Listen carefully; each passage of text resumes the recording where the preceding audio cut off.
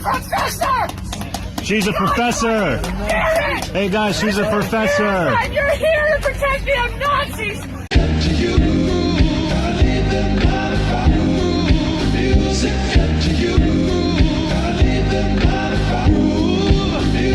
Hello everyone and welcome to the newest video series on my channel, The Insanity Investigator, or Insanity Investigator for short. In it, I'll be talking about specific individuals who have become e-famous or e-infamous through viral means on the internet, usually of a political persuasion or political event that has happened, although it won't be strictly limited to politics. It could well be people who have done some crazy fucked up shit that have recently come to surface onto the internet that need some light shedding on them. So it'll be that kind of thing. Now today's video is about a special person, a person who has become famous through the protests that happened at New York University. That was during the talk that Gavin McInnes gave them, where a lot of social justice activists went to protest.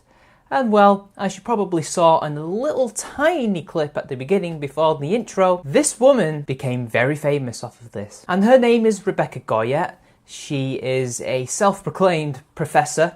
She is an artist and a videographer. But let's just get through this chronologically first. Let's start from when she became e-famous, and we go to the NYU protests. Sorry. Holy shit, people getting arrested? This is bullshit! Why are you here? You're not here to protect these students from Nazis? No, you're not! This is completely fucked up! Now she's referring to Gavin McInnes, the Conservative, as a Nazi, and she's basically complaining to the police, the NYPD, that they're not here to protect kids, students from Nazis. They're here to protect the Nazis from the students. Now, you see, technically the police are there to protect everybody, because when protests happen and when things like this occur, the police have to make sure that there is no violence happening, the two forces don't meet in a violent outcome. They're there to protect everybody. That's their job, because they know how volatile these situations can be. So they're actually trying to protect everybody. And she has an issue with them protecting so-called Nazis, because, you know, the police doing their job to uphold law and order is apparently politically horrible. They cannot be doing this to supposed Nazis. Remember, this is Gavin McInnes. He's not a Nazi. He's a conservative troll, essentially. That's what he is. But of course, everybody who isn't to the left of these people are Nazis. So, let's just continue. And these students had to fucking face them on your own!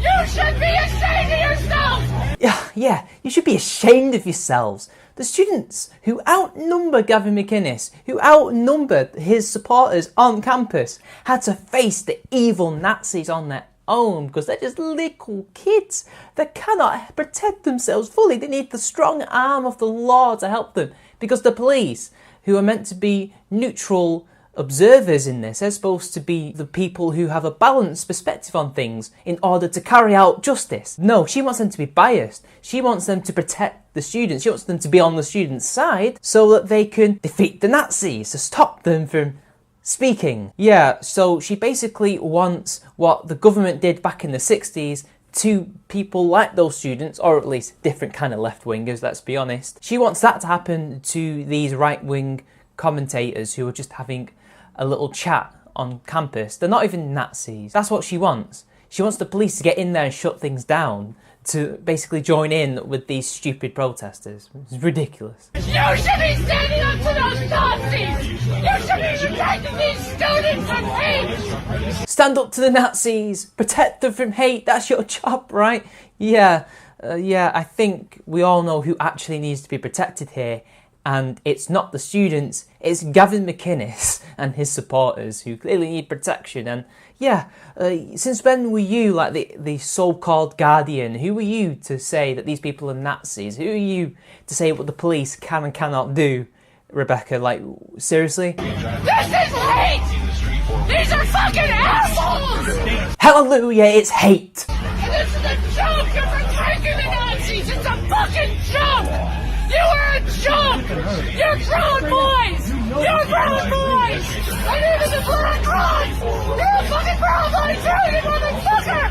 You're not protecting students here, and I'm disgusted! They're brown boys, the brown shirts. They're Nazis if they're somehow protecting people who aren't Nazis. Because they're not on my side. Oh my god. Seriously, because they're not doing what she wants them to do and they're just doing their job, they've done something wrong. They've done something politically inconvenient for her. They've done something politically wrong.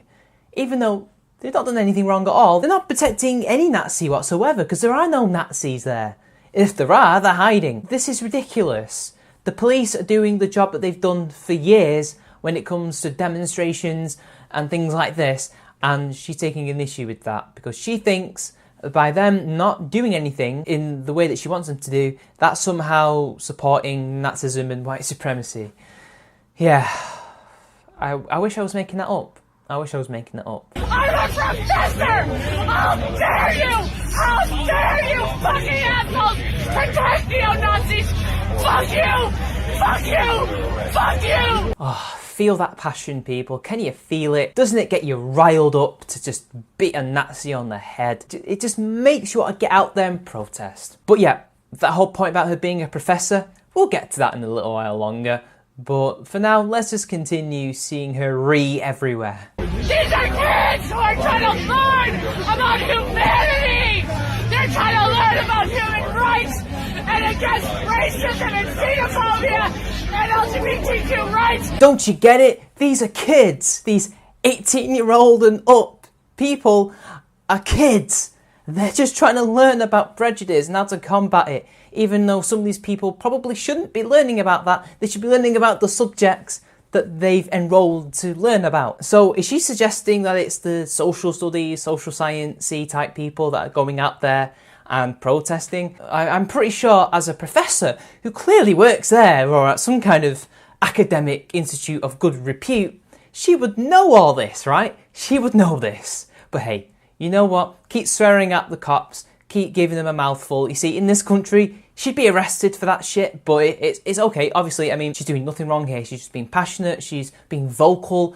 She's really sticking it to these Nazis who are now neo-Nazis. So we've got two separate but linked ideologies that she's against. So these people have gone from like Hitler to American History X, essentially. Poor Gavin. He's gone from Nazi to neo-Nazi. She just can't keep consistent. Gavin, what did you do to her? Seriously? And you're letting these fucking neo-Nazis near here! You should kick their ass! You should! You should be ashamed of yourself! Now you see, when the police kick a black guy's ass or shoot him, that's police brutality. But when they do the same thing to somebody they don't like a so-called neo-Nazi, who's actually a conservative, that's okay, that's fine. That's the police doing their jobs, you see. What are you doing, NYPD? You're protecting neo-Nazis. You're scum for that. Yeah, you're only doing your jobs the way that you're supposed to do them, but because you're not doing it the way that she wants you to do it, you should be going out there and hitting those Nazis on the face, you know, like Richard Spencer and what Essence of Thought wants you to do, because remember, it's not morally reprehensible. You should! Fuck that shit! Fuck that shit! It's not up to these students to kick the ass of a neo-Nazi! They don't have to raise their fist! They were taught to be peaceful! Fuck you! Fuck you! Oh yeah, they've been taught to be peaceful. That's why they're rioting at Berkeley. That's why you are shouting at the cops and being verbally abusive towards them. Oh yeah, they've been taught to be peaceful. And all Gavin McInnes is doing is speaking. He's not hitting anyone, he's not attacking anyone. This isn't Kristallnacht. But hey, you know what? These are peaceful people. These are peaceful protesters, okay? They're doing nothing wrong here. They're being peaceful. Shouting at people and being abusive towards them in a verbal manner is peaceful. It's coming from a professor. She's a professor! I'm a professor! You're a professor! She's a professor! Hey guys, she's a professor! She's a fucking professor! You're here to protect neo-Nazis! So fuck you! God fucking damn it! Screw yo, man, I'm walking here! Those kids should not have to take fists up to neo-Nazis, and you're putting them in that situation! Go to hell! Yeah, the police told them to go out and protest neo-Nazis. The police are the ones that invited Gavin McInnes to NYU in the first place. Yeah, it's all the police's fault. It's all the police's fault. Yeah, you didn't do nothing. You didn't do nothing. Fuck you, NYPD! Woo!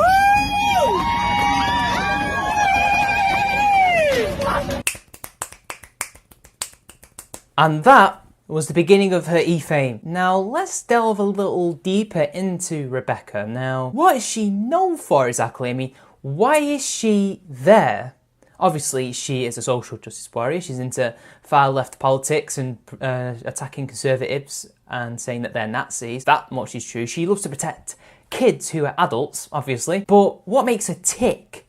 Why is she a professor? Why is she considered a professor? Why is she so well known? Because before this, she had a Huffington Post article, which may actually shed some light on her. So we're not going to read the whole thing because it's quite long, but we'll go through the highlights, shall we? And this article about Rebecca Goyette is why porn is the perfect weapon to fight hatred, fear and Trump. Because feminists, they just cannot keep consistent on absolutely anything whatsoever.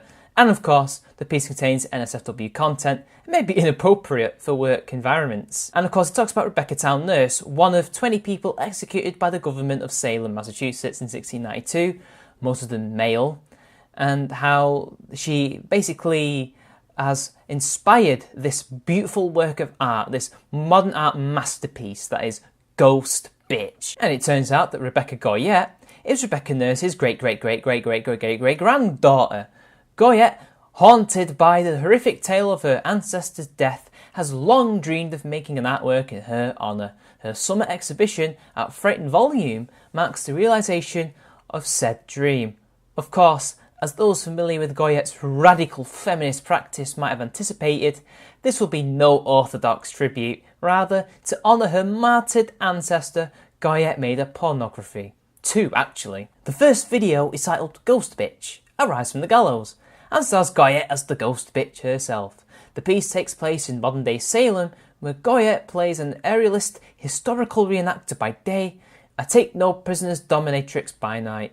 Ghost Bitch weaves elements of Salem's fabled past with its contemporary paradoxical existence as both tourist destination and supposed hotbed of occult activity. And of course, Goyette, ever the expert on history, says that the Salem witch trials were obviously fueled, above all else, by an erratic hatred and fear of feminine power. A panic had spread amongst the Puritan pilgrims who became suspicious of sexuality, empowerment, and the other, leading little white men in tall black hats to accuse over 200 individuals of witchcraft, when their only crime, much of the time, was standing out. Yeah, it's not like they didn't hold land and money that people wanted, as well as the fact that there was a genuine belief in the supposed occult and witchcraft that was going on. But remember, these were 200 individuals, and a lot of them were men, believe it or not. But hey, let's continue, people. Though the trials ended in 1693, the odious assumptions that permitted them still persist, today manifested in various forms of sexism, xenophobia and racism.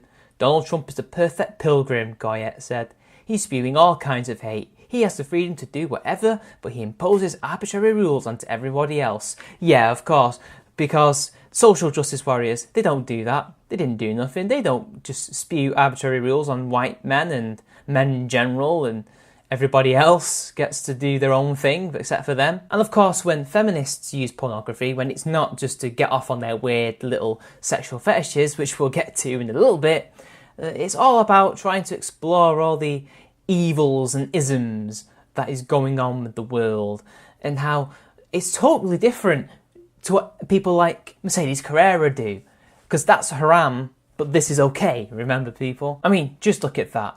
Look at that. You'd wank to that, wouldn't you, people? You'd wank to that. Most of what goes on in Goyette's actual film is improvised, of course, yet most of the artist's work is done before the camera starts rolling, making costumes, building sets, finding props. This is the meat of Goyette's process. But of course, the spontaneous process doesn't always run seamlessly, especially as the subject matter is rife with history and pain. In the hanging scene, Goyette was attached to a harness, so she didn't actually get hurt. A long rope was tightened around her neck and hung over a pipe, which was kept out of the shot.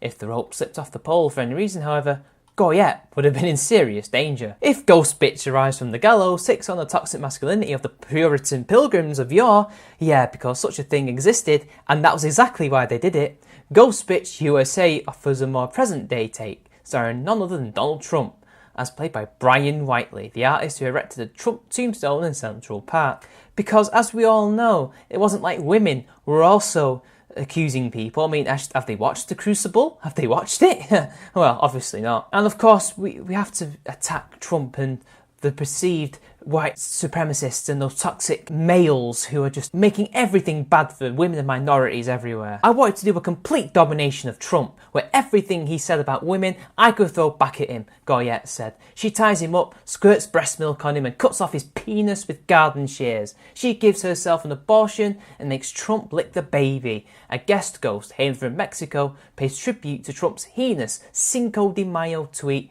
shoving a taco bowl in his face. Goyette views this fantastical revenge sequence as a crusade for free speech. An American right Trump has already threatened throughout the election process. For example, Los Angeles-based artist Ilma Gore was attacked after her pastel Make America Great Again, featuring a naked and not too well endowed Donald Trump, went viral. A man reportedly screamed "Trump 2016" before jumping out of his car and punching Gore in the face. For Goyette, these infringements on our freedom of expression are truly frightening. You can't even say anything about Trump, and he's not even the president yet, she said. Seeing that woman's black eye put everything together for me. This is why my whole show is rolling through time from the beginnings of America to what is happening right now.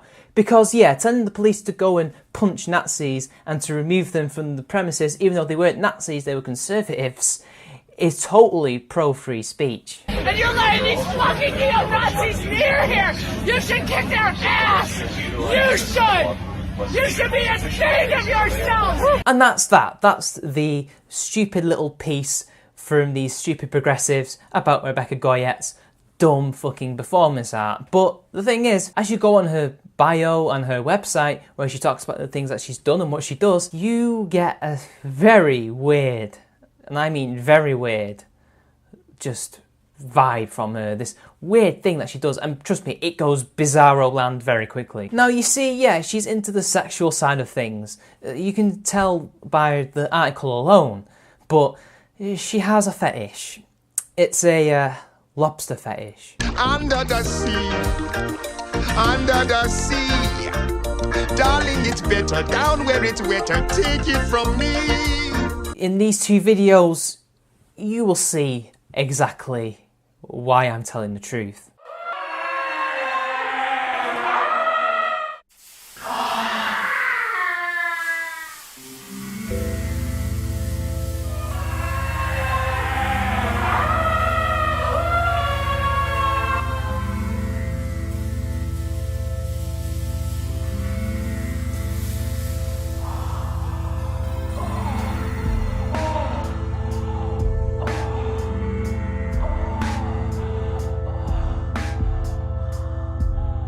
That video was called Fuck Platter, and I don't know what it's about, but it has to be just her just delving into that lobster fetish, because crustaceans, right, mollusks, whatever they are, they're just so sexy. Just look at that red body just oozing, you know, oh, when you boil it, it must turn you on, right? I'm just so sorry, people, I was getting carried away there. Let's watch the second one, shall we?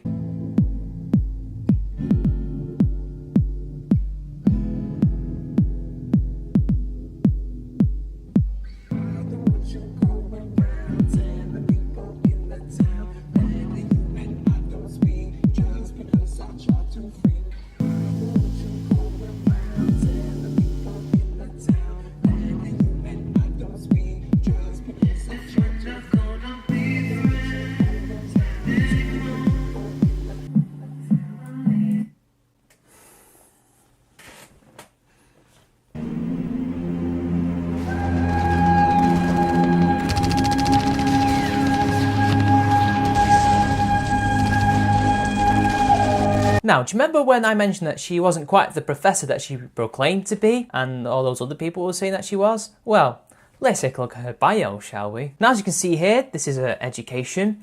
She has a master's degree of fine arts from the School of Visual Arts, and at Rhode Island School of Design, she has a bachelor's degree in fine arts. But she doesn't have a doctorate, people. She doesn't have a doctorate, and she, so far, doesn't have an academically published piece that can then say, yeah, you can be a professor. You can have the title professor And of course, she doesn't have a PhD, so she can't be a doctor either. So she's not a professor. And as you scroll down through the list of exhibitions that she's done, you get to see her occupation. And as we see here, from 2007 onwards, she's been a present lecturer and museum educator at the Museum of Modern Art. So she's not a professor, she's not there to teach students, she's just somebody who was there at the protest to protest people that she perceived to be Nazis, people that she didn't want to be speaking, even though she is a proposed free speech and free expression advocate. We see straight away the hypocrisy here, don't we, people? The hypocrisy that it's okay to be for free speech and expression as long as that speech and expression is expressed in the way that she likes. Now I could just end it there, but we've got one last thing to get through, and that's her artist statement. She has a statement in her bio, so let's read that, shall we? Artist statement. For Goyette, sex is one gateway into the rich territory of psychology and human interaction, into the remotest ranges of the subconscious mind. Goyette's characters wreak havoc with traditional sexual mores in a playland where there are no experts and no actors. Well, they definitely got that right. There are no actors, there are no experts, it's all just improvised bullshit. Rebecca Goyette creates a persona-based works that provoke holes in puritanical sexual mores. Working in a wide variety of media, her extensive artillery features figurative drawing, video, performance and handmade sculptural elements made from fabric, clay and found materials used in a ritual fashion. Many know her as Lobster Girl, and Goyette has filmed her interspecies pornos detailing the sex lives of lobsters internationally. Originally, Goyette adopted a sexually aggressive female lobster as a primary character. She performed live to promote female agency. Another alter ego to Goyette is the ghost of her direct ancestor, Rebecca Nurse, hanged as a Salem witch who was reimagined, cycling through repetitive power dynamics in fits and foibles in the new world. Because nothing is more amazing, nothing is more beneficial to women, and nothing is more of a tribute to your dead ancestor than by reducing female sexuality to that of a lobster and calling your dead ancestor ghost bitch, or at least your alter ego ghost bitch that is based on your direct great aunt.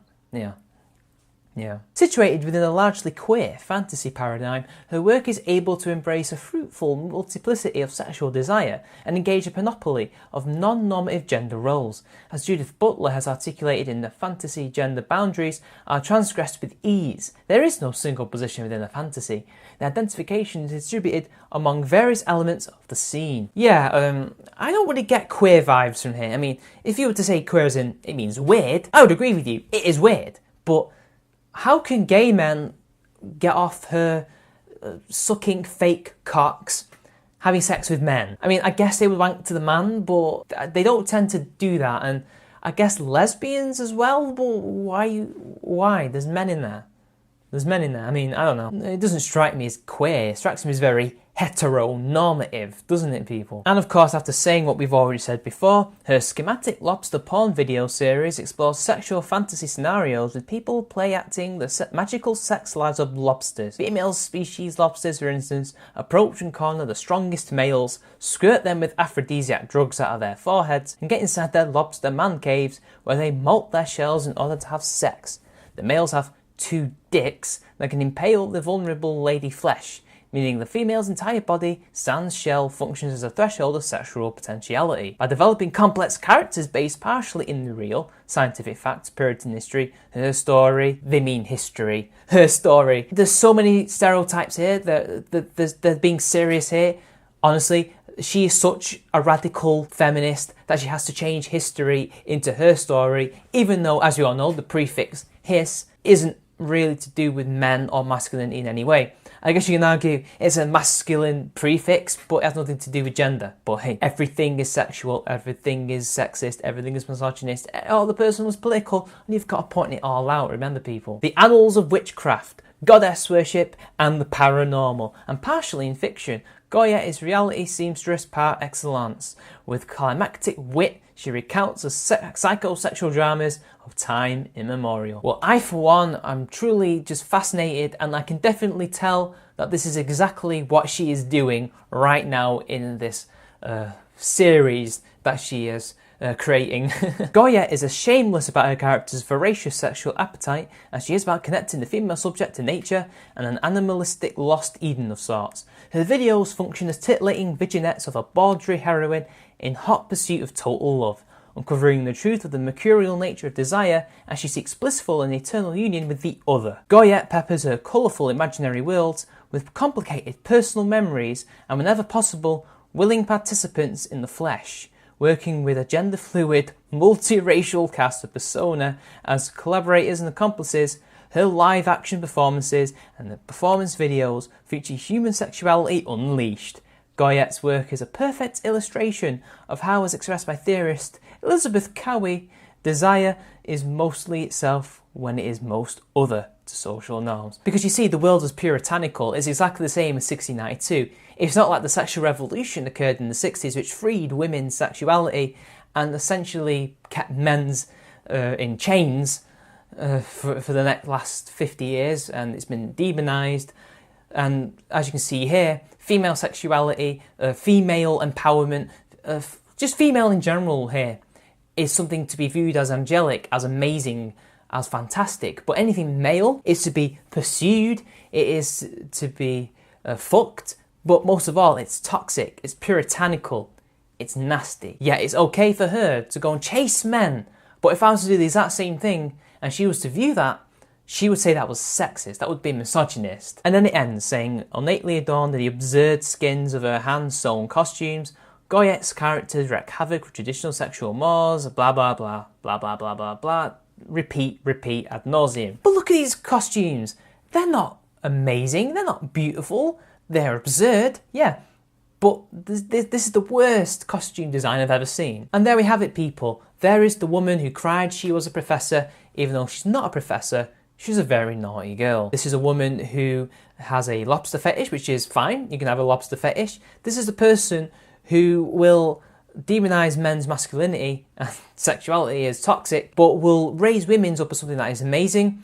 She will attack Trump and Trump supporters for being against free speech, but during that protest, she was against Gavin McInnes's free speech because he happened to be on the right and the Trump supporter. So what we have here is a deviant hypocrite, essentially. And you can see why exactly she was there.